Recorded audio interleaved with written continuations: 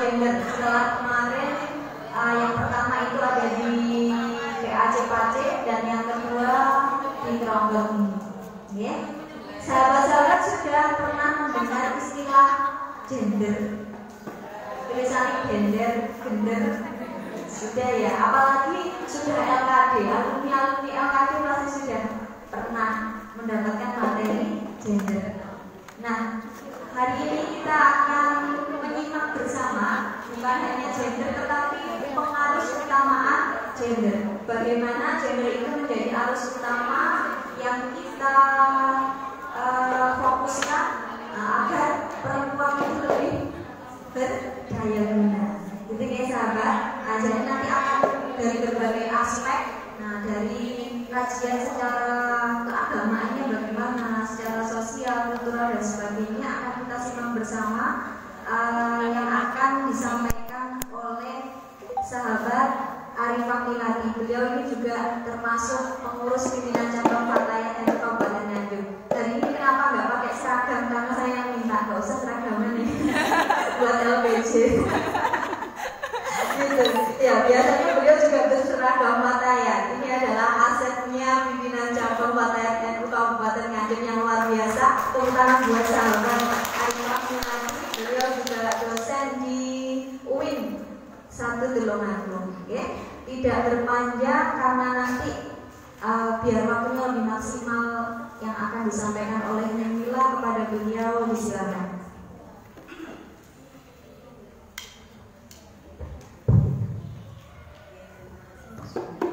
Assalamualaikum warahmatullahi wabarakatuh. Bismillahirrahmanirrahim. Alhamdulillahilladzi 'allama bil qalam 'allama al-insana ma lam ya'lam. Asyhadu an la ilaha illallah wahdahu la syarika lahu la nabiyya ba'dah. Yang saya hormati sahabat Kotim dan sahabat Neng Ani, ya, campur-campur sahabat Neng Ani. Pimpinan cabang Fatayat NU Nganjuk, dan yang saya hormati seluruh pengurus ranting dan juga seluruh sahabat Fatayat Tronggon. Yang kali ini saya senang sekali karena suaranya merdu. Tepuk tangan kita semuanya. Alhamdulillah pada kesempatan kali ini saya diberikan mandat oleh sahabat-sahabat dari pengurus Fatayat cabang untuk rembuk bersama atau diskusi bersama. Okay? Saya kira kalau tentang gender ini sudah tidak asing lagi, tetapi mungkin juga ada beberapa sahabat yang juga masih pertama kali mendengarkan istilah gender. Nah, kali ini saya akan belajar bersama dengan sahabat-sahabat, ya, karena memang belajar itu tidak ada habisnya, kan? Nah, sebenarnya gender, seks dan seksualitas ini menjadi pengantar sebenarnya. Kalau keinginan dari sahabat-sahabat kemarin sebenarnya langsung membahas kepada beberapa teori seperti keadilan hakiki ataupun dalam teori tafsir badalah, tetapi karena menurut saya perlu sekali mempelajari dulu basic atau dasar-dasar dari gender gitu ya. Kalau untuk nanti mau tambah lagi mungkin kapan-kapan kita bisa, karena rumah saya dekat saja ya, kampung baru gitu ya. Insya Allah saya bisa dilanjut lagi. Tapi nanti saya akan memberikan beberapa contoh juga tentang bagaimana teori mubadalah dalam gender itu dilaksanakan atau dilakukan. Sahabat-sahabat, langsung saja. Oke. Pertama kita akan melihat dulu pengertian gender dengan seks. Okay. Kalau jenengan moco nggak usah diwoco teman-teman, gitu. Karena kalau yang angel moco nih angel bahasa Inggris soalnya. Itu nggak usah diwoco teman-teman. Intinya bahwa gender dengan seksualitas itu berbeda. Ya, yang selama ini kita pahami gender dengan seks itu sama, tetapi sebenarnya gender itu adalah alat kelamin sosial. Tetapi kalau seksualitas itu adalah alat kelamin yang sudah kodrati, ya, yang sudah kodrati. Nek bosone ngerobot itu adalah taken for granted, jadi ngono, ya. Sudah dari sononya dari ngomong robot, artinya sudah tidak bisa dirubah. Jadi contohnya kalau gender itu kelamin sosial, Jadi masih bisa dipertukarkan, masih bisa dirubah. Tetapi kalau seksualitas itu tidak bisa dirubah. Perempuan punya payudara itu seksualitas. Laki-laki memiliki penis itu seksualitas.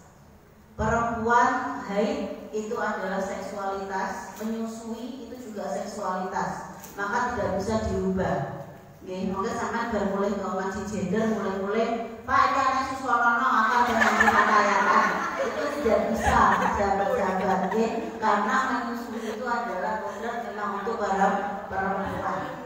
Tetapi kalau gender ini berbeda. Gender itu alat kelamin sosial yang bisa dipertukarkan, bisa dilakukan laki-laki dan juga bisa dilakukan oleh perempuan, melihat mana yang longgar dan mana yang memiliki kesempatan. Baik, ini seperti itu.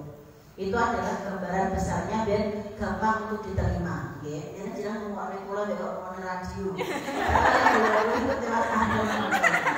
Nah, ini juga sama karena memang gini, loh, apa iso wong kaya iki menggunakan dasar-dasar ini? Soalnya sudah juga buku-bukunya kok bahasa Inggrisan kabeh, misalkan seperti itu.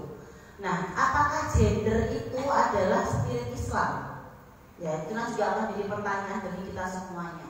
Awak dhewe iki santri nang Mbah Hasim kok ngaji-ngaji gender iki kira-kira oleh apa ora? Kan seperti itu. Nanti kita juga akan membahas pembahasan itu. Nah, sebelum itu kita lihat dulu bahwa nopo gender dengan nopo itu seksualitas ya, itu intinya adalah ini. Jadi perbedaan antara perempuan dengan laki-laki dari bentukan sosialnya itu gender. Bentukan sosial itu kan banyak.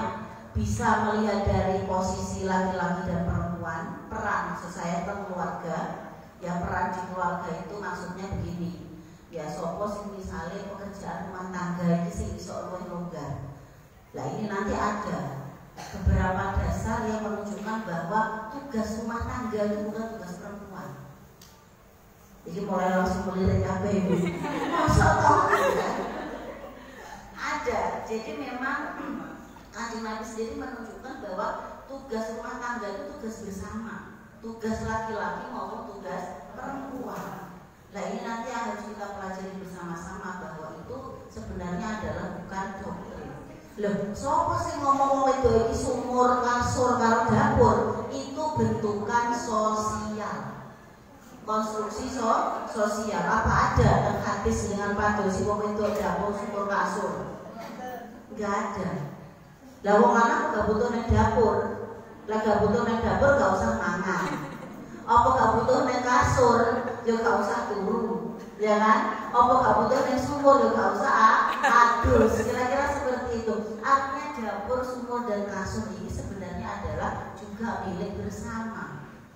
Nah, itu adalah hal-hal yang harus kita pandai dan sikapi secara bersama-sama. Nah, kemudian selanjutnya ya, jadi ini mungkin langsung ada diskusi mawon dengan sahabat-sahabat yang seperti itu. Nah, konstruksi sosial tentang perbedaan perempuan dan laki-laki, baik terkait status, sifat, peran, tanggung jawab dan pembagian kerja, itu adalah gender. Jadi tentang pembagian kerja, kira-kira siapa yang paling punya kesempatan di rumah? Loh, kan wong lanang itu kan wajib menafkahi misalkan. Pun didasari ar-rijalu qawwamuna 'alan nisa. Wong lanang itu adalah qawwamuna 'alan nisa. Tapi masalahnya kita tidak cermat membaca ayat itu, sahabat. Ada terusannya, bima faddalallah, karena keutamaan yang diberikan oleh Allah, wa bima anfaqu min amwalihim. Kenapa laki-laki disebut qawwam 'alan nisa? Karena mereka adalah punya kelebihan untuk bisa menafkahi perempuan. Masalahnya ba'duhum 'ala ba'din, sebagian dari mereka. Artinya ini yang tidak pernah kita sadari bahwa berarti apa? Tidak semua laki-laki itu juga bisa qawwamuna 'alan nisa. Nah, ini harus sadari betul. Coba kita lihat saja.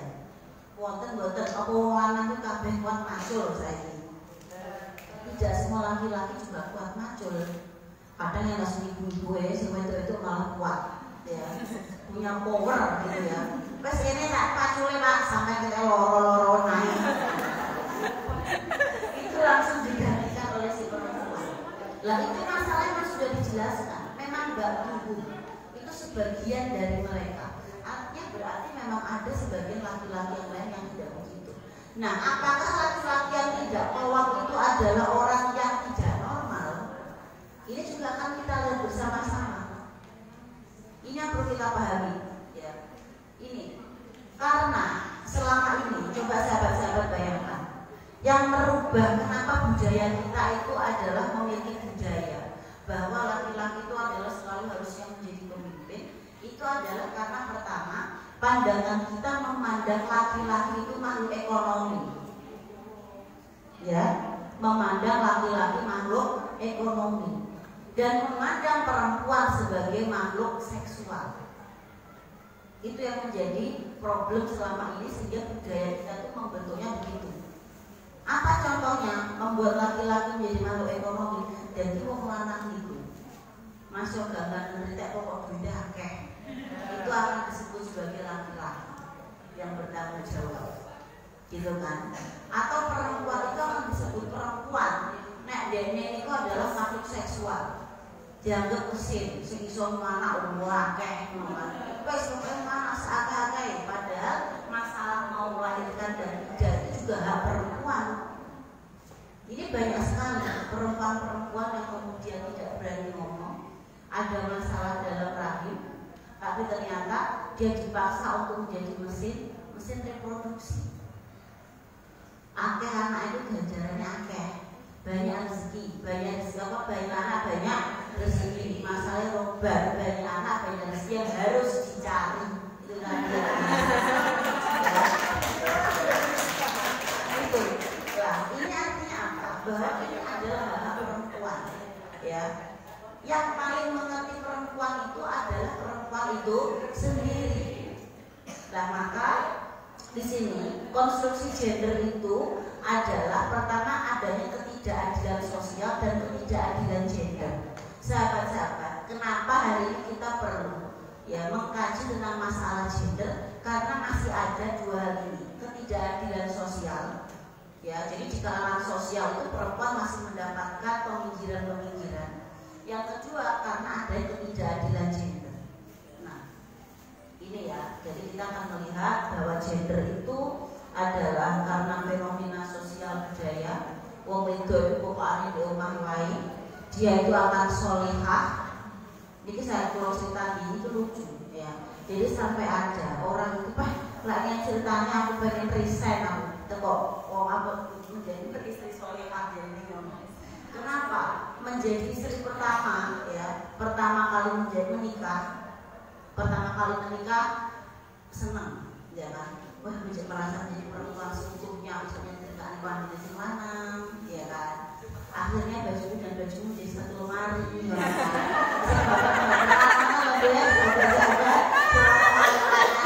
setelah lemari akhirnya lama-lama membuatkan sarapan setiap hari ya kan. Tapi lama-lama laki-laki ini ketika pulang marah, panganan kok asin, klambimu itu kok apa jenenge urung nek muni kok gak resik, apa gak rapi kan begitu.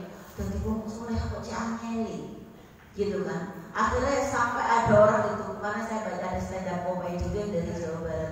Kok begini cara jadi istri soleh, saya mau resign saja jadi istri soleh. Benar sekali menjadi istri soleh. Kalau istri solehah itu kriterianya adalah masalah domestik saja, masalah rumah saja. Padahal menjadi istri solehah itu caranya banyak sekali. Ya, nah ini adalah tentang masalah gender. Nah kemudian kita ada gambar. Tak terang mawon. Nah ini adalah gambar. Bahwa gambar ini adalah perbedaan tentang seks dan juga perbedaan dengan gender. Nah, ini jadi kalau seks itu adalah given itu permanen, artinya sudah tidak bisa dirubah. Tetapi kalau gender itu adalah sifatnya dia bisa dirubah, baik itu tentang masalah keagamaan, keagamaan itu maksudnya ya yang tentang bisa diubah. Contoh masalah doa. Tahu apa toh? Doa yang ini kalau mesti sing lanang. Apa doa ini mau gak mandi? Padahal jarene surga di bawah telapak kaki ibu. Jadi ngasih mandi dengan wedok, tapi gak ilok. Bahasa-bahasa gak ilok itu adalah budaya. Ya, bahasa budaya. Padahal ini yang kata ketika kita mensosialisasikan masalah gender itu juga banyak sekali. Nyapo itu kok pakai pola. Saya delok nabi-nabi kabeh lanang. Tapi mereka lupa bahwa yang melahirkan nabi semuanya adalah perempuan. Nah gitu, jadi tidak ada nabi kalau tidak ada perempuan. Ya, bahkan kalau kita masih mau mendebat masalah nabi misalkan, ya, itu Siti Maryam itu juga disebutkan kan bahwasanya itu adalah sudah setara. Bahkan beliau itu adalah melahirkan seorang nabi seperti itu. Nah, selain masalah budaya, masalah politik dan juga masalah ekonomi. Nah, ini yang menjadi permasalahan besar. Nah, dalam masalah budaya, kita seringkali sahabat-sahabat itu di di kehidupan sehari-hari misalkan, itu sering juga mendapatkan pemikiran-pemikiran. Ya, contoh misalkan, tadi kan masalah doa ya, untuk masalah religi itu masalah doa. Terus masalah kultur, ya masalah kultur, itu gak usah jadi pemimpin misalkan, orang usah memimpin acara apa-apa di rumah misalkan seperti itu. Dalam masalah politik, sampai saat ini kita masih butuh dukungan karena masih sedikit sekali perempuan yang mau untuk maju di bidang politik. Dalam bidang ekonomi juga seperti itu. Artinya budaya kita itu masih banyak terbelenggu oleh budaya-budaya patriarki. Patriarki itu apa? Patriarki itu adalah kelompok yang mengutamakan bahwa semuanya itu harus tertuju kepada laki-laki. Jadi laki-laki kelompok kudu wong lanang, kelompok kudu wong lanang. Nah, ini ada diskriminasi. Dan ini adalah kalau jelaskan bahwa gender injustice itu adalah ketidakadilan gender. Ketidakadilan gender ini adalah pertama, ada masalah kekerasan. Ini saya ceritakan saja. Nembe mawon itu kan ada undang-undang yang disahkan, undang-undang tindak pidana kekerasan seksual. Kenapa itu diundangkan? Setelah dikawal sejak 2016, baru saat ini disahkan. Itu karena banyak perempuan itu tidak memahami bahwa dia itu sedang mendapatkan pelecehan atau kekerasan, bahkan dalam rumah tangga.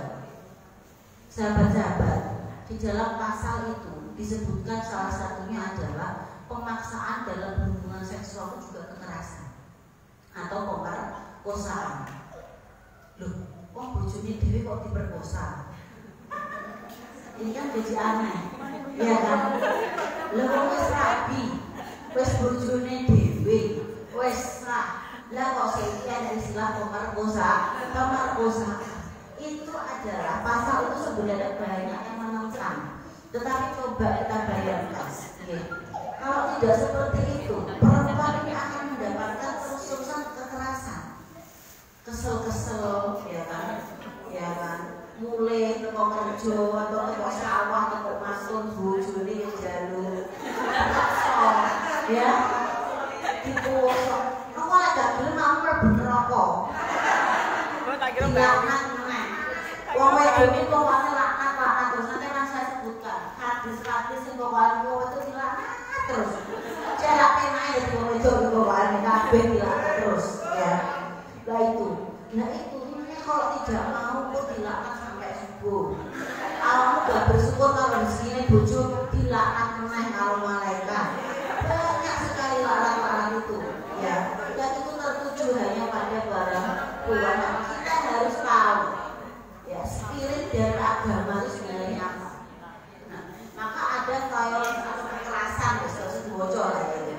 Artinya adalah kekerasan di dalam ketidakadilan gender itu ada kekerasan. Itu masih dalam masalah kekerasan seksual. Terus dalam masalah pelecehan seksual, dalam masalah pelecehannya juga banyak sahabat. Contohnya apa? Sekarang banyak perempuan itu ya dilecehkan secara seksual, itu menjadi korban tapi masih disalahkan juga. Jawa Barat itu pernah ada seorang perempuan, dia mengalami pelecehan seksual, tetapi berani ngomong itu setelah 6 bulan. Karena kan mungkin harus dilecehkan, ya. Perempuan sudah mulai tersentuh gitu kan, sudah mulai merasa apa ya, sudah merasa tidak sempurna lagi dan lain sebagainya. Apalagi itu adalah orang lain. Itu akhirnya nopo lekarane lapor kepada polisi, kepada pihak yang berwajib. Dijawab apa? Loh, lah kok baru sekarang kamu menikmati ya dilecehkan? Jawabnya seperti itu. Itu dari pihak yang berwajib ngomongnya seperti itu.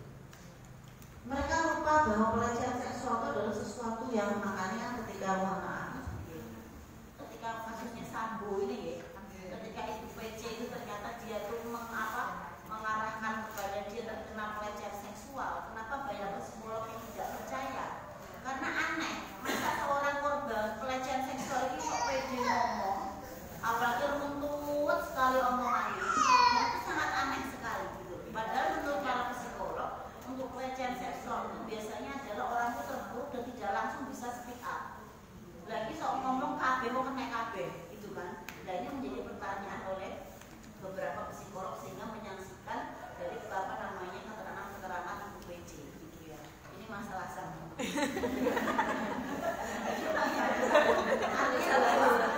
ini hanya masalah pelecehan seksual itu tadi. Lah, ini perempuan itu menjadi korban, tetapi juga masih sering juga disalahkan. Contohnya, salah lek kelambenan, kelambenan gagal hijab syar'i. Sebenarnya hijab syar'i itu sing koyo piye? Kok sampai ada brand sebuah hijab tertentu mengatakan ya kan bahwa hijab syar'i itu seperti ini. Ya, saya tidak mengatakan kisah gini. Yang mengatakan hijab syar'i itu dia sebagai wong sing dodolan ben payu ya kan? Ataukah memang itu memang perintah gitu. Kalau kita menganggap pemakaian kerudung kita ini sudah syar'i semuanya ya.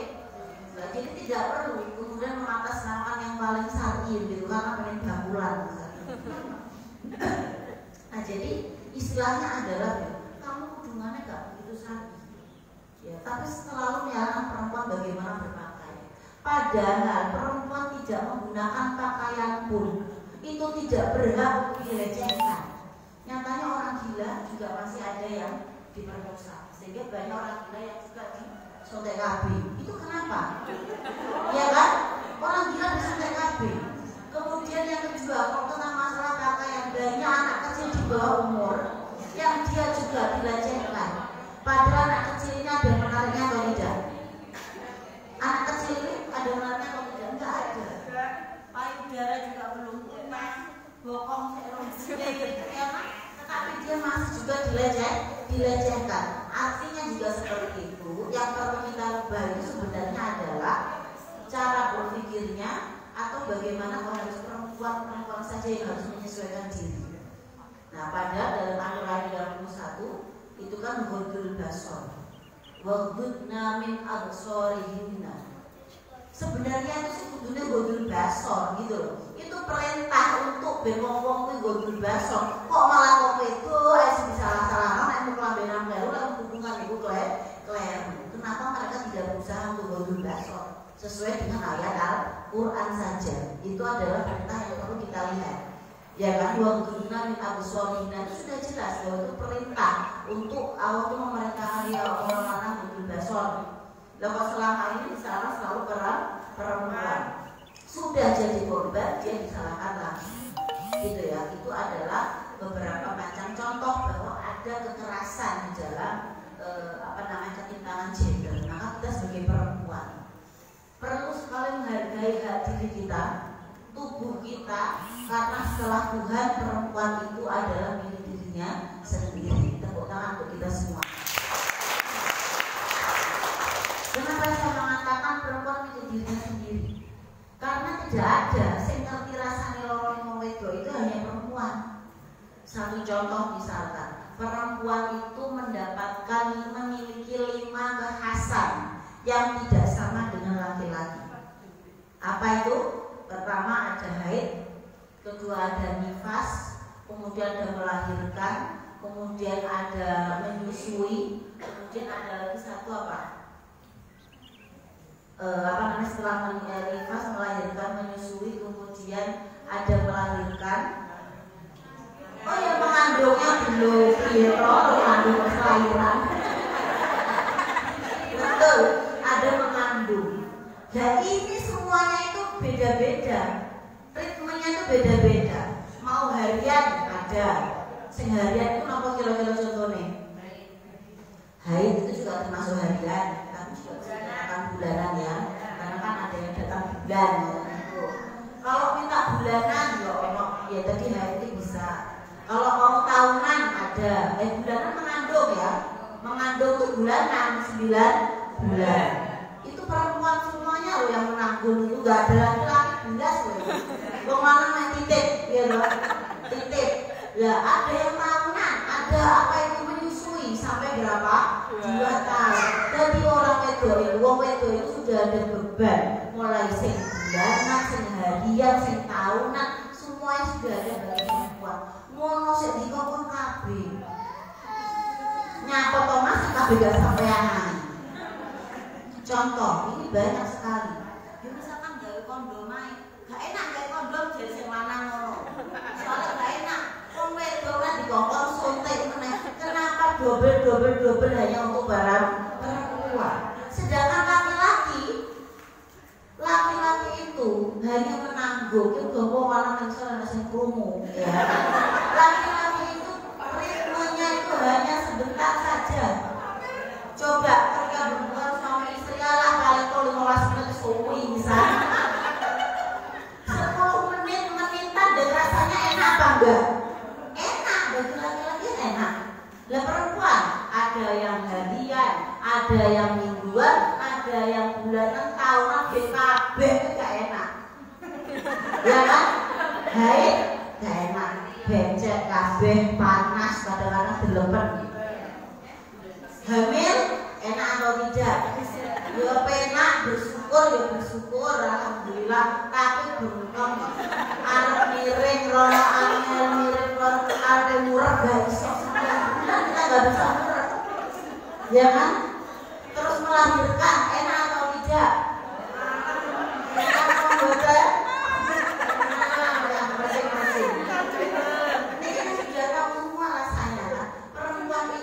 Ya dari yang menitan, dari yang mingguan, dari yang bulanan sampai tahunan, sedoyo niku enten dan semuanya sakit. Per laki-laki itu hanya menitan dan enak.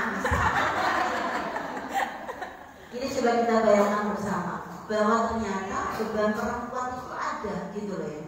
Maka kenapa masih diskriminasi, masih dibeda-bedakan? Wes kayak wong wedok kok Jawa jadi bendahara itu konsumsi. Sing bagian acara wis kudu wong lanang. Karena apa? Wong lanang idene akeh. Karena wong lanang kuwi pendapatnya akeh. Ya ide-idenya harus selalu di apa ya istilahnya itu harus diambil seperti itu. Tapi perempuan tidak, perempuan sebagian yang gurih. Lah terus kapan ngajinya dan pengajian tidak ada konsumsi gitu loh. Kenapa si konsumsi tidak pernah laki-laki? Mau digoblok-goblokin menanyakan kok jadi konsumsi kayak kopi soto. Ya kan? Kalau lanang tambah dengarep, dia orang kiai itu orang ngaji sampai ber. Ya mas, pastilah dia pinter. Lah kita, dalamnya apa kiai? Awak dia tambah ngerti masakan. Mari orang tambah ngerti bagian itu aku tak di ngomong itu. Coba kita sadari bersama sahabat-sahabat. Ya, dan dengan seperti itu diskriminasi itu masih ada untuk perempuan. Ya, diskriminasi apapun. Diskriminasi itu dalam hal pendidikan juga kadang-kadang ada diskriminasi. Jadi diskriminasi itu beda dengan stereotip. Ya, kalau stereotip itu misalnya hijau itu stereotipe itu gitu misalnya. Stereotip itu adalah penilaian atau pelabelan kepada perempuan. Wong wedok kuwi akale kurang, stereotip. Wong wedok kuwi baperan, stereotip. Wong wedok kuwi nangisan, kuwi stereotip. Jadi wong lanang piye? Kebalikannya, wong lanang kuwi kuat. Wong lanang kuwi idene akeh, full. Makanya akeh lanang karo dhisik soalnya menangis, saya menangis. Ya kan? Kenapa mereka harus nangis pada laki-laki dan perempuan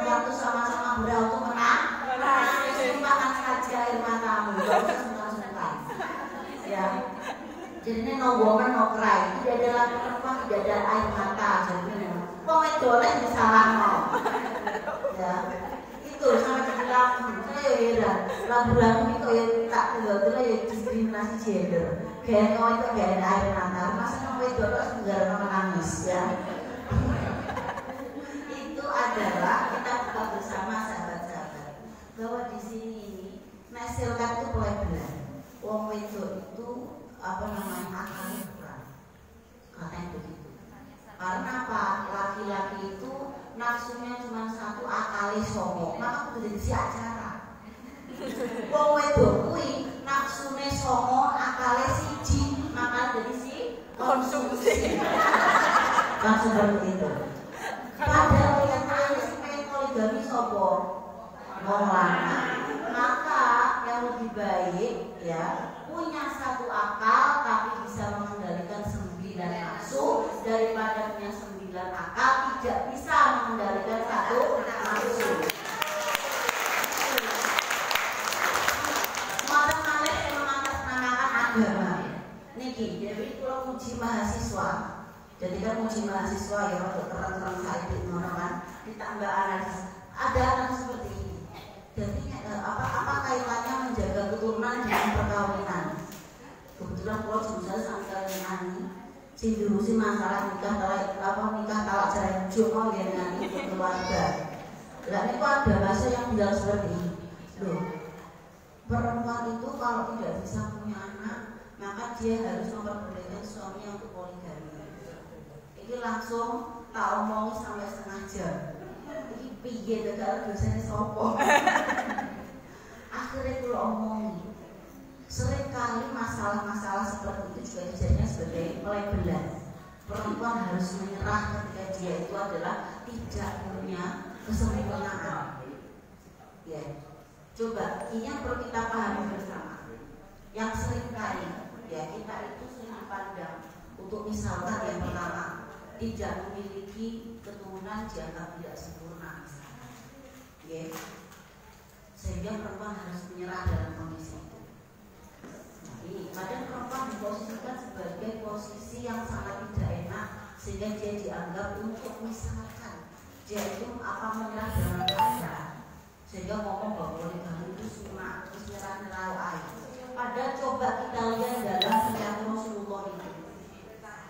Kanjeng Nabi itu selama menikah dengan Sayyidah Khadijah tidak pernah sama sekali poligami. Jadi beliau poligami itu baru setelah menikah dengan setelahnya Sayyidah Khadijah seperti itu. Dan coba kita hitung berapa lama gitu Sayyidah Khadijah menikah dengan Kanjeng Nabi. Nah, ini dari sejarah disebutkan ketika beliau berumur 53 tahun, karena hanya 8 tahun Rasulullah itu berpoligami dan selama berpuluh-puluh tahun itu monogami bersama Sayyidah Khadijah. Jadi lebih lama Nabi itu monogami daripada berpoligami, hanya 8 tahun. Berarti yang lebih sunnah itu yang poligami atau yang monogami? Saya tidak usah menjawab, tapi ini sejarah yang menunjukkan. Oke, dalam tareikh Al-Bukhari itu disebutkan bahwa Rasul tidak pernah kemudian melakukan poligami ketika beliau itu menikah dengan Sayyidah Khadijah. Nah, itu yang perlu kita bahas bersama dan di highlight. Itu di kayak garis bawah. Karena sering juga isbat nikah, karena perlu juga hukum keluarga. Sering mendampingi mahasiswa yang keluar, ternyata masalah kalau nikah siri itu juga masih banyak. Tahu rambut ini masih ada apa tidak dikasih? Masih warna. Padahal apa yang bagus dalam nikah siri? Positifnya apa dalam nikah siri itu? Cuma satu, menghalalkan vagina. Ya, boleh. Dalam nikah siri itu nilai positifnya hanya satu, menghalalkan vagina. Kenapa? Anak tidak bisa secara sah diambil negara. Wujud dan bahasa seperti istri yang sah juga susah. Makanya salam dari istri sah yang TikTok tuh ya,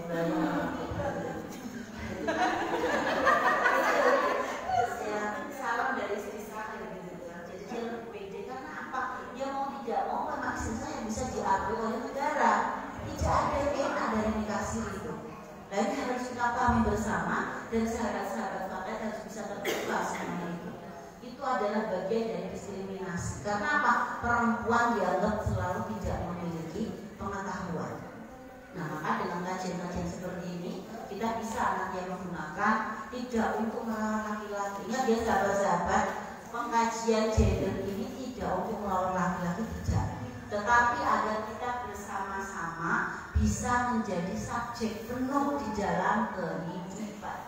Karena tidak ada yang jadi subjek, tidak ada yang jadi objek. Keduanya adalah subjek penuh di dalam kehidupan. Ini wonten Bu Lurah. Padahal Bu Lurah ini adalah aktor terpenting ya di balik kesuksesannya Pak Lurah. Lagi ini Bu Lurah ini Pak Lurah jadi harus dari mana sopo. Saya kumpulan kepala-kepala desa misalkan begitu. Ya ini kecamatan dan lain-lain. Mesti disuruhnya ya Bu Lurah, Bu. Bisa kekan bioko ya, saya pantas misalkan gitu. Terus aku naik ngomong apa ya? Ada masalah juga komen beli bujuni. Apa-apa juga seperti itu, tetapi selalu ini adalah tidak dilihat. Nah itu adalah hal-hal yang perlu kita pahami bersama. Nah, sahabat-sahabat, ini tadi adalah stereotip. Stereotip itu adalah pelabelan kepada barang perempuan dan juga diskriminasi. Nah, yang tengah itu, sahabat-sahabat melihat ya yang tengah itu. Yang pertama adalah double burden. Double burden itu apa? Beban ganda. Itu juga termasuk diskriminasi gender, sahabat. Jadi diskriminasi gender itu adalah beban ganda. Masalahnya tidak sedikit dari kita itu tidak paham ini tuh beban ganda atau tidak gitu. Kadang-kadang orang itu merasa wong wedok multitasking. Kudu iso masak, kudu iso nyambel, ngopeni bojone, kerja bisa menggunakan duit sing akeh. Itu beban ganda atau tidak? Nah, ini harus kita bedakan antara mana yang beban ganda dan mana yang tidak. Nah, hal-hal ini diskriminasi, kekerasan, pelabelan, beban ganda, dan juga marginalisasi itu adalah hal-hal yang menjadikan ketidakadilan gender. Gitu ya. Sakit dari kekerasan seperti dalam rumah tangga tadi. Artinya apa sih? Sebenarnya gender dalam Islam itu mengajarkan antara laki-laki dan perempuan itu ada musyawarah bersama-sama rembukan. Jadi tidak satu pihak saja. Jadi kalau laki-laki menginginkan berhubungan, ya pastikan yang perempuan juga mau. Yang perempuan itu mau, ya pastikan yang laki-laki itu mau. Dalam pada ini harus ditumbuhkan. Karena menumbuhkan cinta kasih itu harus diupayakan, sahabat. Ar-Rum 21 sudah jelas, ya kan? Wa ja'ala bainakum mawaddatan wa rahmah. Mawaddah wa rahmah itu menggunakan ja'ala toh. Artinya adalah dibuat, dikreat oleh manusia, harus diusahakan. Berbeda dengan min dzakari wa unsa. Di situ Allah menggunakan kata kholaqo. Kholaqo itu ya kepada Gusti Allah sing gawe, kita tidak bisa menentukan. Tetapi kalau mawaddah wa rahmah itu menggunakan ja'ala yang artinya harus ada campur tangan manusia. Maka mawaddah wa rahmah enggak bisa misalkan dongo qurrata ayun, ya kan? Habis itu mengapa namanya arbat habalanan azwajna wa dzurriyyatina qurrata mendungan dongo itu kurang. Tetapi harus ada upaya dari kedua belah pihak. Makanya butuh, ayo mas healing bareng, ayolah makan bareng, meskipun makan soto gitu kan, atau makan bakso di pojokan rombot, itu menurut kita itu adalah merupakan suatu upaya yang diupayakan, ya. Karena mawaddah warahmah tidak akan muncul kalau tidak diusahakan dari kedua belah pihak. Nah, maka dari itu, ya ini juga termasuk di dalam rumah tangga. Kita jangan kemudian hanya melulu ngomongin masalah di pasangan. Toko omah, sing diomong, cicilan motor wis borong di lokasi mas. Besok ayah tolong bayar toh sekolahane. Enggak ada uas ya bayar kalau bisa 3 liburan. Oh ngono ya wes. Terus kayak mas mau sangat-sangatnya rusak. Sing diomong perkara dan masalah-masalah terus yang dilihat itu. Sehingga melihat pasangan itu isinya adalah masalah. Dulu ini masalah dulu toko kiwo masalah, dulu toko dhuwur bojo isine masalah kok. Kenapa? Karena kita yang ngomongin masalah. Mohon maaf. Maka kenapa? Kemarin ketika saya juga mengantarkan mahasiswa ini dalam bantuan layanan hukum di pendamping layanan hukum itu ya, itu mereka itu ditemukan. Kenapa banyak korban-korban perselingkuhan? Itu karena salah satunya kalau ngomong berbojo itu ngomongnya sih nganggo masalah, tetapi ketika ngomong dengan orang lain sendiri itu tidak ada masalah apapun.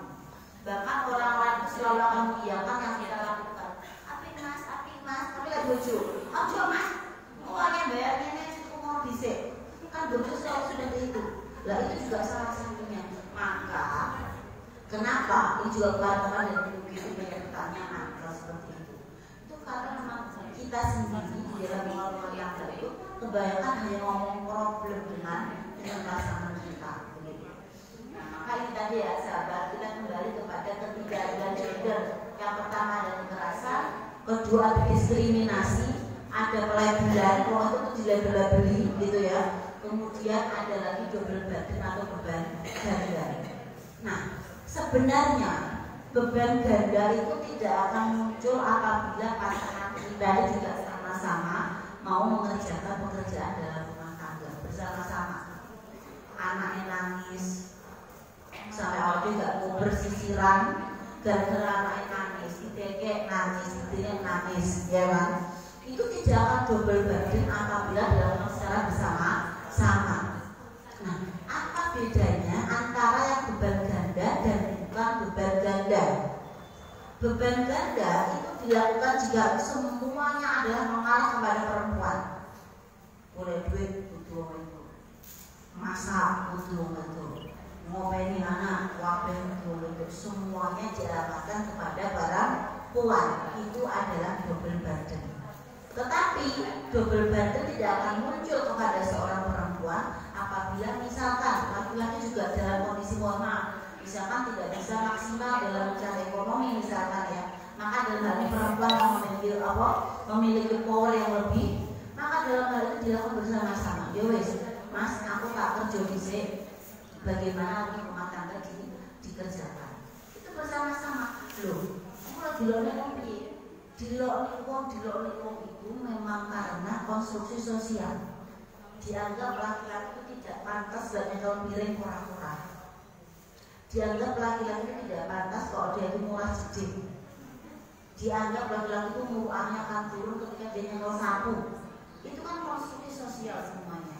Maka kenapa kita katakan bersama bahwa gender itu adalah merupakan konstruksi sosial. Sebenarnya bisa dilakukan secara bersama-sama. Gitu. Maka sering saya katakan bahwa sebenarnya kalau gender ini, ya, kalau misalkan laki-lakinya terlampau di atas, perempuan yang di bawah, maka diagakkan turun sedikit, kemudian ini diangkat biar perempuannya itu bisa setara.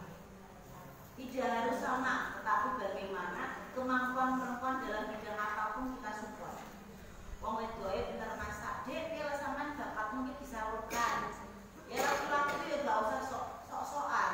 Sesekali nge-share dagangannya bojo dia orang kok orang status WA, juga status berbagai. Ya, sesekali juga salah satunya adalah mengangkat bagaimana pihak perempuan juga bisa dihargai sebagai seorang perempuan. Atau misalkan perempuannya terlampau di atas, laki-lakinya ternyata di bawah. Ya perempuan ini adalah mengajak biar laki-laki ini bisa bersinergi dalam bidang yang dia bisa. Tidak harus sama. Nah, ini adalah bagaimana menyetarakan antara laki-laki dengan perempuan. Nah, ini sahabat, ini adalah contoh-contoh dari perbedaan gender dan seks. Karakternya, itu sudah saya jelaskan dan sudah. Nah, kemudian itu ada beberapa praktek diskriminasi. Nah, ini aja yang terakhir. Nah, sahabat-sahabat sudah tahu semuanya gambar di depan. Bisa melihat gambar di depan, ya? Kira-kira kalau melihat gambar di depan itu yang disimpulkan dalam angan-angan sahabat apa? Itu ada dua orang, laki-laki dan perempuan lari, ya kan? Sing wedok nggawa anake ngaremono nggawa rinjing dan penuh dengan isinya penuh. Nah, mereka lomba lari. Gitu kan? Mereka lomba lari. Nah, kesimpulannya apa sahabat-sahabat melihat foto ini? Lari bisa cepat lari karena mereka sangat leluasa. Wes cuma dewe, wes gak usah ngomong-ngomong. Sedangkan perempuan sing nggowo apa indah, ada payung, ada sapu, ada pel-pelan, ada ciduk, ada wes macam-macam domestik ya, kerja rumah tuh dia disonggo kabeh sama barang rumah.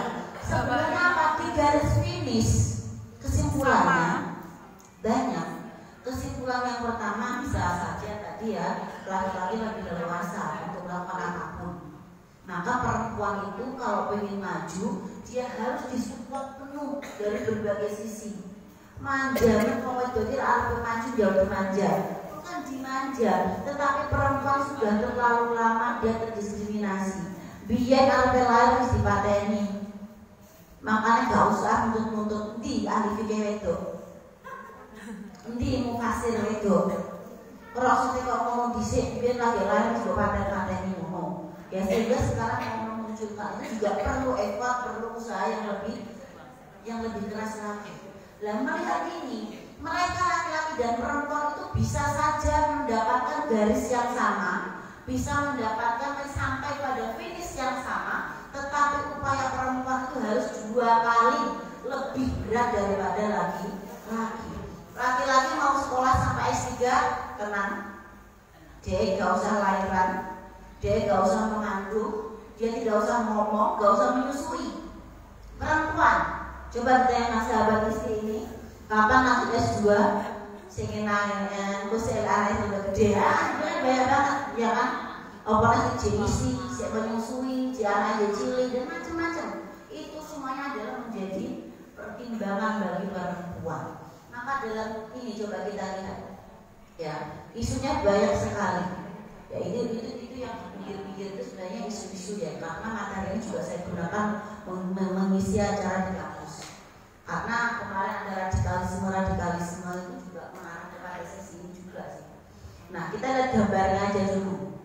Nah, artinya bahwa perempuan itu mendapatkan beban yang sangat lebih banyak sekali dalam rumah tangga. Ditambah perempuan memiliki 5 khas, ya, 5 khas kekhasan perempuan yang tidak dimiliki laki-laki tadi yang sudah saya sebutkan. Ada haid, ada nifas, ada mengandung, melahirkan, menyusui yang tidak dilakukan oleh laki-laki. Itu semuanya dibawa oleh perempuan dan dia harus membawa anak-anak.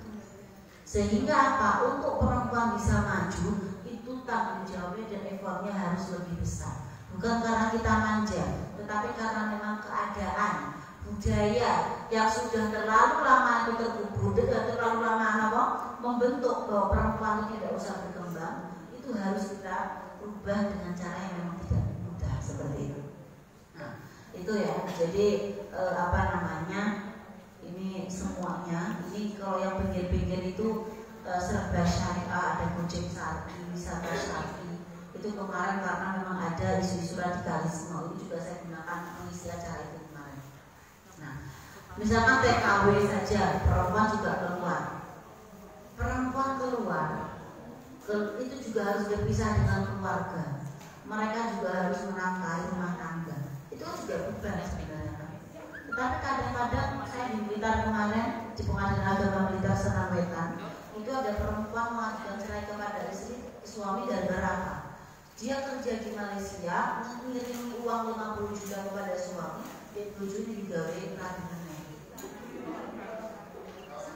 Ya itu ya, tenang gitu. Itu banyak seperti itu. Apalagi di Blitar, itu tidak sedikit data yang kita peroleh. Nah, seperti itu yang perlu kita pahami bersama. Itu mau minta cerai juga masih dikai embel-embel dalil, sahabat-sahabat. Awakmu jauh pegatan, gak bisa membuang ini sungguh. Nah, dia dapat KDRT juga ada. Perempuan dapat menjadi KDRT.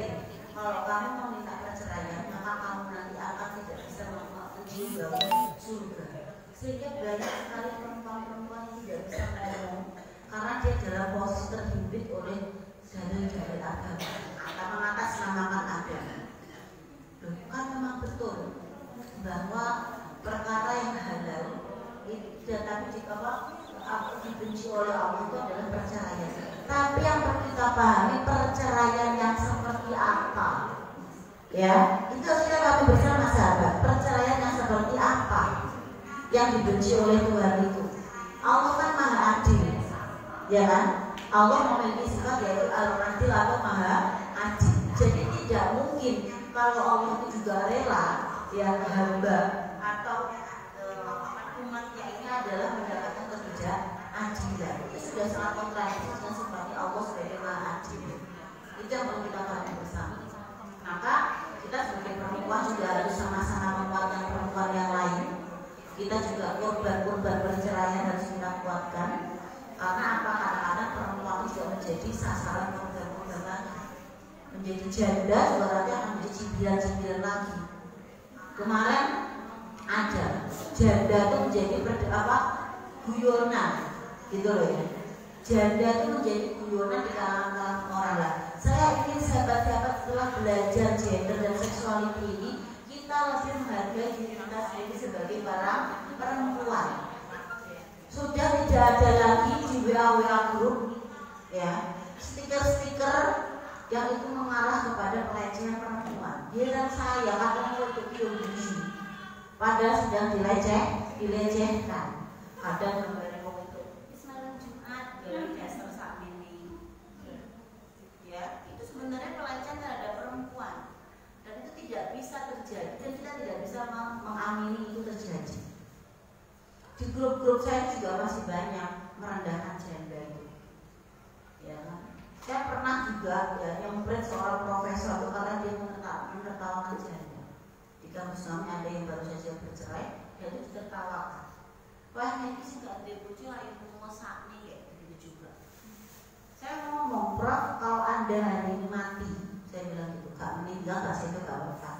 Kalau Anda hari ini mati, maka istri Anda hari ini juga menjadi janda. Rela atau tidak ketika istri Anda dipermalukan seperti itu? Saya juga tidak diam menjata, dolanmu kurang adoh, ngopimu kurang kental, dan itu adalah hambatan-hambatan ketika kita belajar tentang masalah isu gender. Itu saya sebutkan kepada sahabat-sahabat. Yang terakhir ini, karena kita juga ada sesi tanya jawab ya, pengalaman saya pribadi dalam setelah mengaji gender. Keluarga kita itu juga keluarga pesantren, pasti mereka seperti itu. Kemarin saya ikut Kongres Ulama Perempuan Indonesia di Jepara dan kebetulan saya menjadi salah satu yang mengawal fatwa. Jadi fatwa Kongres Ulama Perempuan itu salah satunya adalah kawin paksa, ya, atau forced marriage bahasa Newong Robot ini. Nah, saya mengawal isu tentang kawin paksa dan kita mengatakan tidak boleh ada kawin paksa. Nah, itu juga saya itu tidak hanya diam, dihujat oleh saudara-saudara saya sendiri dari pesantren-pesantren. Ojo jangan kami gak mondok, saya juga mondok gitu ya. Dan dia juga menggunakan dalil bahwa ternyata dalam fikih itu ada perbedaan antara ijbar dan ikrah. Pada ijbar ini kan kita artikan sebagai tidak hanya tidak memaksa, tetapi bagaimana wali itu bisa mengayomi yang di bawah angkuannya seperti itu. Itu saya dihujat karena apa? Banyak juga pendapat yang menyatakan bahwa perempuan itu harus menikah kalau dia itu ridho. Kenapa? Karena bedanya fatwa Majelis Ulama ya. Saya katakan di sini perbedaan fatwa FUI dengan fatwa yang Kongres Ulama Perempuan itu. Kita melalui riset. Saya tuh riset penelitian maksud saya. Penelitian mulai dari timur di Makassar dan juga di daerah di Jawa Timur dan juga di daerah barat. Di Lamongan itu Pulau Nangisto, di Bondowoso itu saya menemui di keluarga pesantren. Ini di keluarga pesantren. Jadi ada nikah baru, nikah itu memboleh jalur barokah kiai, dijodoh-jodohnya dari kiai ini. Padahal dia tidak berkenan sebenarnya. Apa yang terjadi? Jadi dia itu dinikahkan dengan seorang gus, ya, dengan seorang gus yang lulusan luar negeri Mesir. Ya kan keluarganya suwenang, lulusan Mesir loh, padahal dia tidak berkenan menikah dengan gus ini. Akhirnya dia itu mohon izin izin, Gus, biarkan saya mencoba untuk mengenal jenengan ini, karena kita kan juga baru kenal. Ternyata katanya itu, dia tuh pas malam pertama tuh sampai dipaksa untuk hubungan, sampai dia kena apa? Tolong diguyu keluarga. Karena apa? Wong bojone kok tolong. Tapi dia itu sampai disiram. Ya, dia disiram pas ketika dia bangun itu sudah sudah tidak menggunakan pakaian dan dia sudah seperti itu tidak berpakaian dan dia menangis dan ternyata itu dia hamil. Ya kan? Nah, herannya ketika itu beliau itu sampai sudah punya 3 anak. Ya, akhirnya kan perempuan akan menyerah ya ketika sudah seperti itu.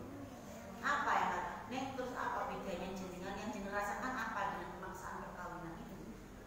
Saya ini ada anak pertama, itu rasanya pegel. Jadi anaknya ngakoni opo sedikit gitu ya, itu nanya itu kayak ngakoni dosa gede, kadang ditopak di barang.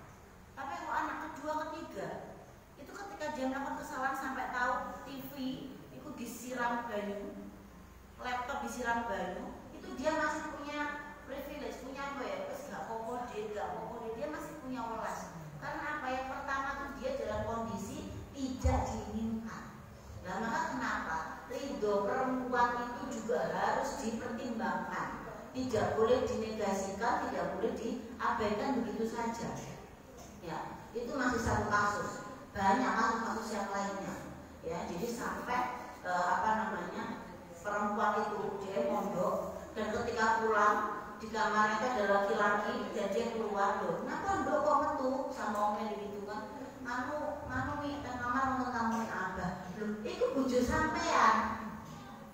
Dan dia tidak tahu sama sekali. Itu kenapa saya katakan bahwa itu juga termasuk dalam kekerasan.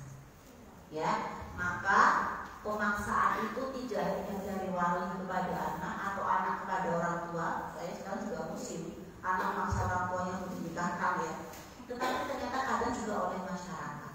Nah, artinya apa? Dari sini kesimpulannya adalah masalah atau isu gender ini masih banyak di sekitar kita.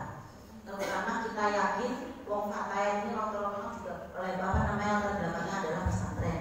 Dan ternyata itu juga tidak sedikit sekali. Nah, orang tua saya itu juga orang tua dari pesantren.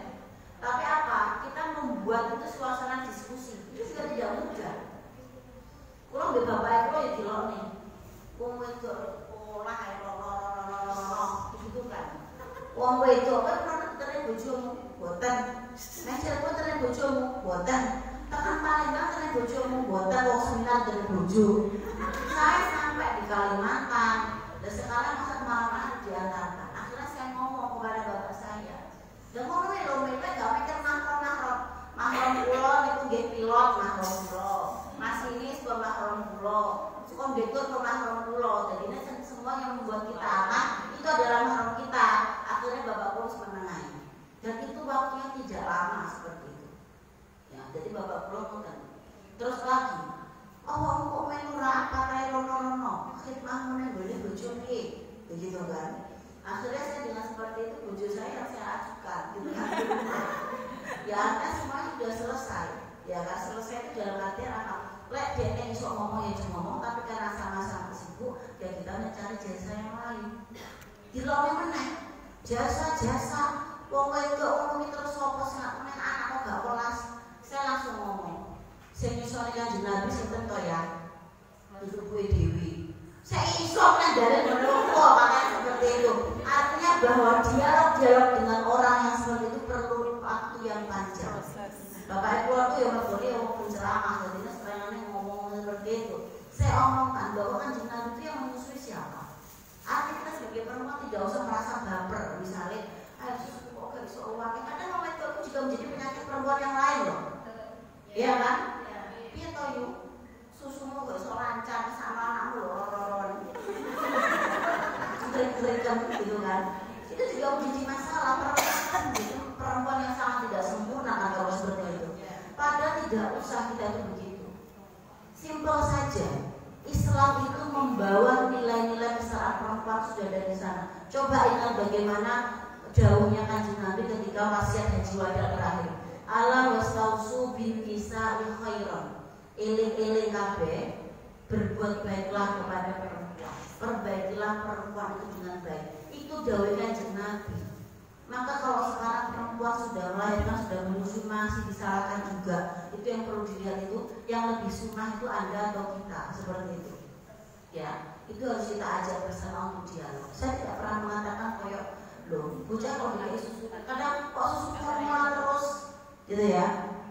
Kadang perempuan juga sering disalahkan begitu. Nah kita tuh kenapa susah-susah? Contohnya Kanjeng Nabi saja. Berarti Islam pada zamannya sudah sangat maju.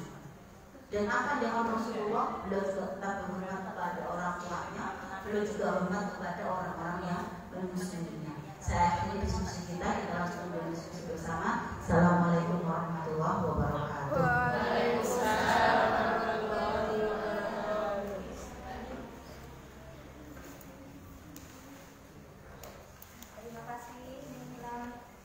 Kita kasih tepuk tangan buat Mila. Luar biasa ya pembahasannya. Sangat menarik, sampai yang belakang domblong-domblong. Saking terkesimanya dengan materi kita. Baik, kita buka sesi diskusi pada hari ini. Mungkin dari sahabat-sahabat ada unek-unek atau ada yang mau ditanyakan. Nah silakan, 2 saja ya. Oke, silakan dari sebelah sini 1, sebelah Liwon. Sambut 1 saja, monggo. Silakan. Oh iya, 2 pas. Oke, monggo.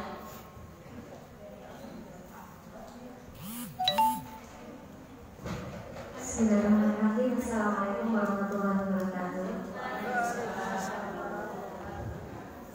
Nama saya Royana Fitri, biasa dipanggil Bahana, dari Lanting, Banjarsari.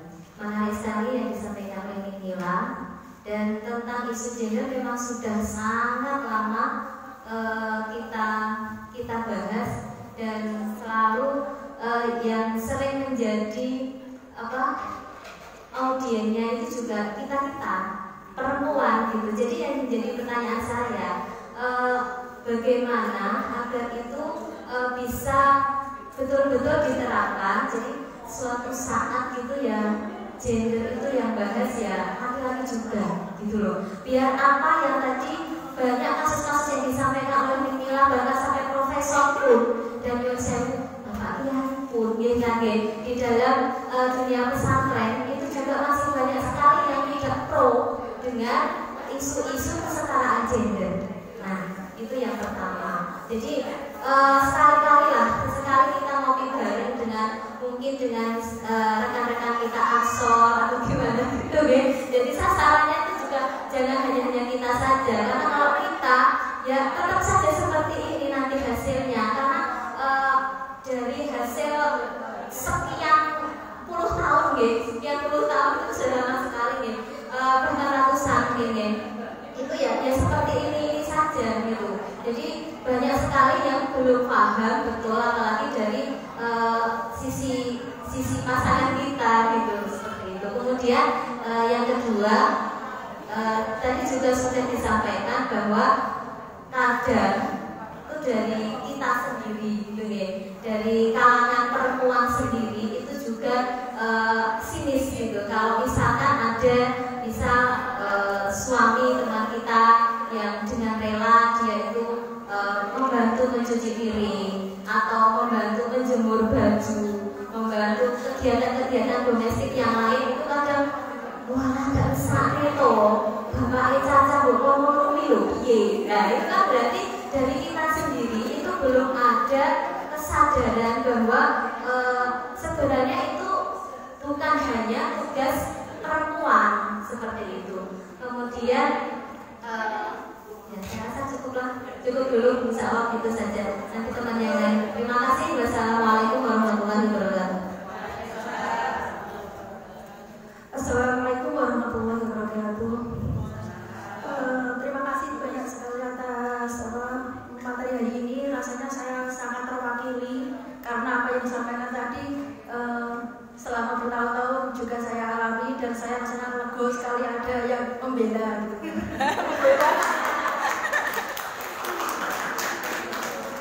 Begini ya, karena di masyarakat itu seakan-akan terutama di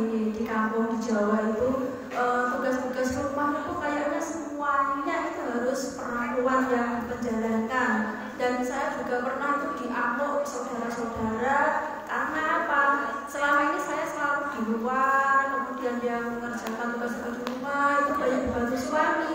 Katanya itu kita itu menjatuhkan martabat suami kita sendiri.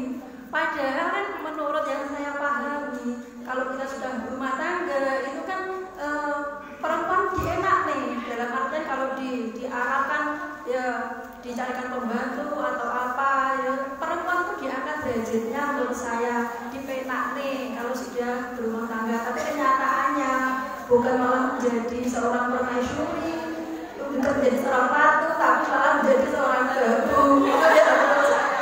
Ini jadi boleh bojo, boleh pembantu, jadi ya. Lah itu bagaimana caranya mengubah mindset masyarakat biar tidak seakan-akan perempuan itu hanya sebagai konco mimpin saja. Bagaimana merubah terutama orang-orang di kampung ini yang tidak mendukung seorang wanita karir, apalagi seorang perempuan itu kan tugasnya selain di rumah itu juga punya tugas menyiarkan agama juga. Terus bagaimana supaya keluarga itu semuanya bisa tercukupi biar bahagia semuanya, itu kan tanggung jawab kita. Walaupun di satu sisi kita masih terbelenggu oleh adat istiadat yang kurang mendukung kita untuk maju. Terima kasih. Assalamualaikum warahmatullahi wabarakatuh.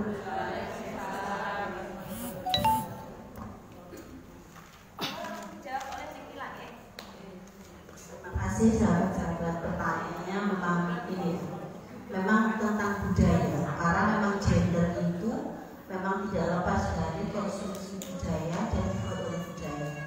Saya mau menyontohkan dawuhnya Kiai Hussein Muhammad ya. Kiai Hussein Muhammad itu kakaknya Ning Azhar Garbone Kapabilen Boyo. Beliau mengatakan begini. Jadi kemarin saya bertemu waktu beliau mengisi acara di Tulungagung. Beliau bilang, "Buya, dari mana jenengan?" "Saya dari Lirboyo, diundang untuk berbicara di sana." Terus Buya itu tertawa. "Loh, kenapa Buya tertawa?" "Saya cuma ingat, Mbak, 15 tahun lalu saya dihakimi 300 kiai di tempat di pondok tersebut ya.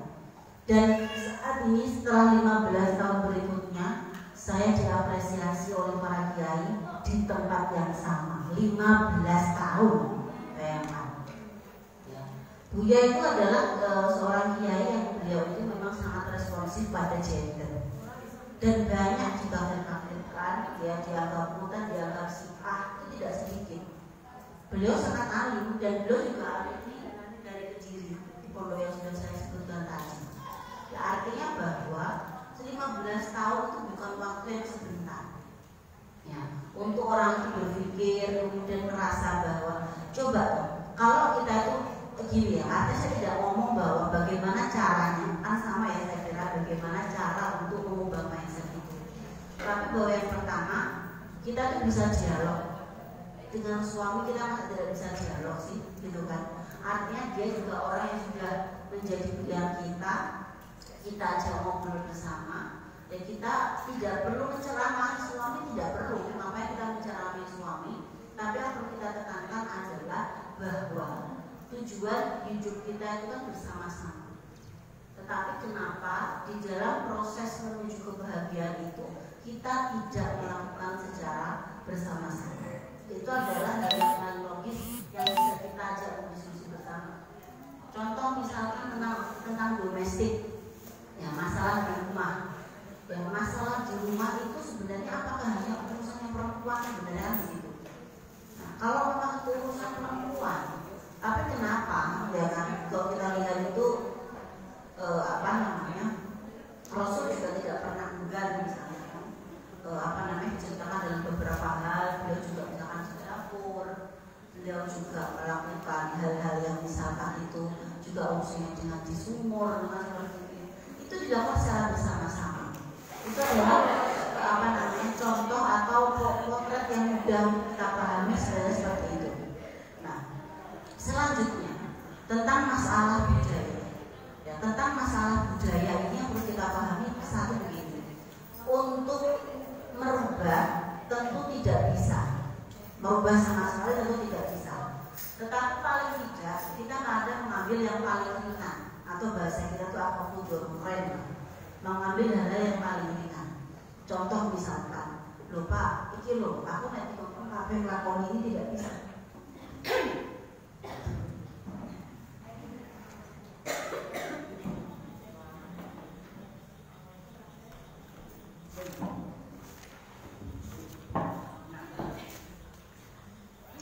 Tetapi kita bisa melihat bahwa mengambil madorot yang paling ringan itu artinya adalah kalau ini konteksnya pasangannya masih sangat keras ya. Kalau pasangan itu sudah bisa diajak ngobrol mah enak. Tetapi kalau misalkan terlalu jauh umurnya, misalkan padahal susah ya. Kalau laki-laki sudah terlalu jauh umurnya dengan kita, kemudian dengan kita itu sulit untuk dipertemukan jalan tengahnya. Karena kadang pasangan ada yang dekat, kalau seperti teman. Kita ngobrol sama bucu itu sudah kayak ngobrol sama teman. Tapi ada satu cewek aduh, dan dia itu selalu bersikap sangat sama laki-lakinya begitu. Itu mungkin kita lebih ambilnya orang saja, mengambil hal-hal yang paling ringan. Contoh misalkan semuanya butuh kepada kita, ya coba kita ajak, bah aku meseli komunikasi kalian piye, mau sampai kamu piye. Atau misalkan komunikasi aku mau pulang di rumah ini, mau ada gula aku jasa orang lain bagaimana?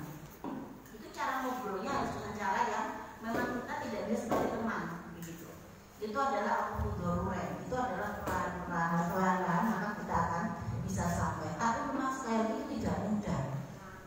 Ya usia 15 tahun, saya ngobrol dengan orang tua saya sendiri, yang mungkin tidak terbiasa di dalam keluarga itu perempuan kemana-mana keluar sendiri, kemudian apalagi saya ya sampai Kalimantan yang boleh Palembang yang Dewi seperti itu memang tidak sendiri, itu memang sendiri, jadi itu memang sulit kan begitu.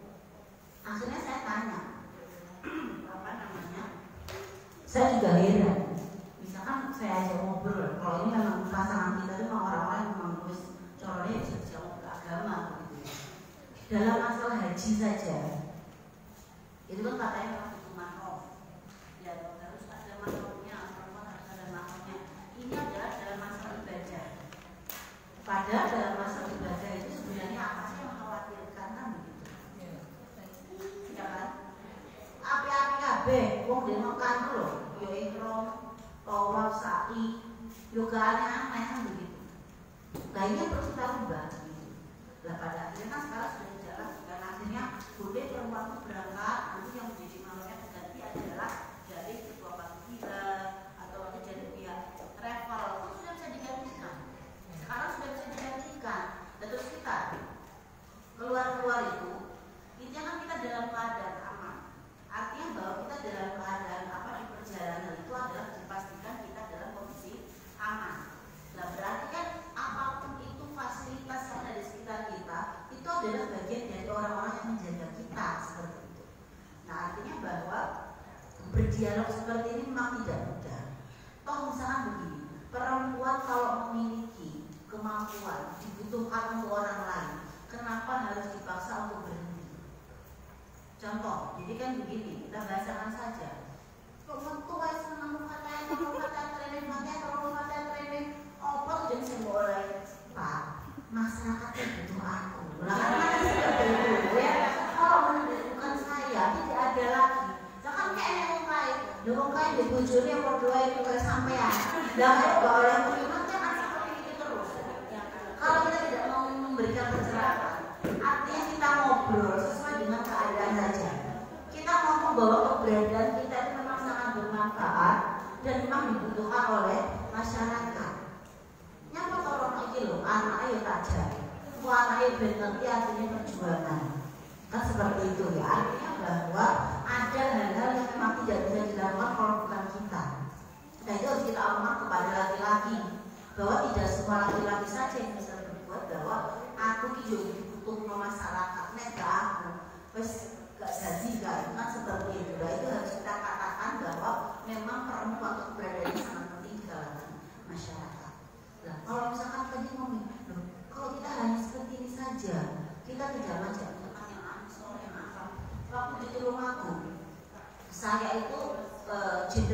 poin itu kita sampai debat betul ya. Memang sulit sekali. Jadi kita mengundang dari Ansor, mengundang dari NU, mengundang dari PRTI dan beberapa dosen. Itu aja. Memang anak-anak yang dia mampu itu, waktu ya dosen ke situ itu, ya kan tugas perempuan kan itu, pada seperti itu. Ya dosen langsung ngomong, terus tugasnya sampai ngomong. Ya gitu kan, tugasnya sampai ngomong. Sekarang kan juga akan sungkan gitu. Keuangan atau ekonomi juga tidak begitu memberikan yang begitu banyak misalkan, terus dia hanya diam saja, itu dia harus disadarkan dengan keadaan seperti itu. Nah itu harus dikatakan bahwa memang harus disadarkan dengan kenyataan sosial seperti itu. Jadi memang debat juga dan memang ada. Nanti akan saya tunjukkan ke sahabat istilah ya. Nanti akan saya kirimkan. Ada 7 hadis itu yang menunjukkan bahwa tugas rumah tangga itu tidak hanya tugas perempuan, tetapi juga tugasnya laki-laki dan perempuan. Nanti akan saya share, tapi karena suara saya juga sudah mulai habis, insya Allah sahabat-sahabat membaca hadis itu langsung paham. Ya insya Allah nanti bisa paham. Itu mungkin bisa menjadi senjata, bukan senjata sih, senjata paman depan. Tetapi untuk dasar bahwa ini loh, Nabi itu juga membawa tugas laki-laki dan perempuan. Saya kira cukup sekian, saya kembali kepada sahabat Khotib.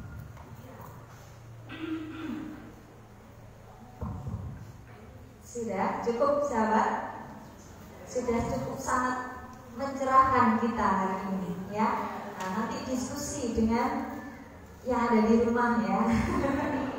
Berdialog yang baik bahwa rumah tangga itu dibangun bersama-sama dan tanggung jawab di rumah harusnya menjadi tanggung jawab bersama. Tidak ada tugas khusus istri, tugas khusus suami. Siapa yang longgar, siapa yang bisa waktunya ya silakan dikerjakan secara bersama-sama ya. Baik sahabat, kiranya cukup untuk sosialisasi dan rembuk POG pada hari ini. Mudah-mudahan apa yang disampaikan oleh saya yakin yang disampaikan sangat bermanfaat untuk kedepannya ya. Jadi mari kita mengasuh, karena bagaimanapun sahabat-sahabat yang di sini adalah madrasah pertama untuk putra putrinya. Mari kita mengasuh anak-anak kita dengan kesetaraan dan keadilan. Tidak ada lagi pembedaan dengan anak laki-laki dan anak perempuan kita. Mari kita asuh anak-anak kita dengan penuh kasih sayang dan dengan kesetaraan dan keadilan gender. Saya kira cukup itu yang dapat kami sampaikan. Apabila ada kurang lebihnya mohon maaf. Wassalamualaikum warahmatullahi wabarakatuh.